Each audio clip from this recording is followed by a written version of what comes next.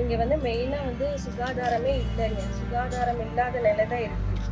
இங்கே நீங்கள் உள்ள என்ட்ரன்ஸில் வரும்போது நீங்கள் பார்த்துருக்கீங்க. ஒரே வந்து குப்பை எடுக்கிறது இல்லை, டிச்சு எடுக்க வர்றதில்லை. முதல்ல அதை எடுத்து போட்டாலும் அந்த குப்பையை க்ளீன் பண்ணுறதுக்கு 1 மாதமாக தான் அவங்க வந்து அந்த குப்பையை எடுத்துகிட்டு போகிறது. கவுன்சிலர்கிட்டையும் சொல்ல முடியறதில்ல. இது எங்கே போய் எப்படி அப்ரோச் பண்ணுறதுன்னு எங்களுக்கு தெரியல. ஏன்னா யார்கிட்ட போனாலும் இது வார்டு பெருசாக இருக்கிறதுனால யார்கிட்ட போய் சொன்னால் இதுக்கு ஒரு தீர்வு கிடைக்குங்கிறதே இல்லை. இதை பார்த்தீங்கன்னா கிட்டத்தட்ட 1 மாதம் 2 மாதத்துக்கான குப்பை மாதிரி இருக்குங்களா? பாருங்களேன் நீங்களே எவ்வளோ இது பல வருஷமான குப்பைங்க. இதை எடுக்கிறதே இல்லை. பப்ளிக் நடக்கிற இடத்துல வீடு வாசல் இல்லாட்டி அங்கே உள்ளேயும் வந்து குப்பை எடுக்கணும். ஆனால் அந்த குப்பை எடுக்கிறதுக்கு குப்பைக்காரங்க வரதே இல்லை.